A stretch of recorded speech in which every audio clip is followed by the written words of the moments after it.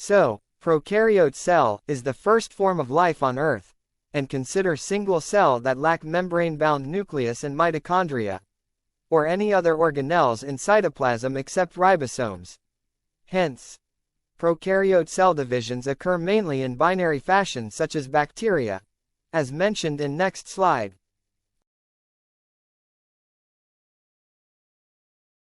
Otherwise, eukaryote cell have specialized organelles in cytoplasm, such as plant, animal, fungi, protozoa and algae, because of their membrane-bound nucleus enclosing genetic materials into chromosomes.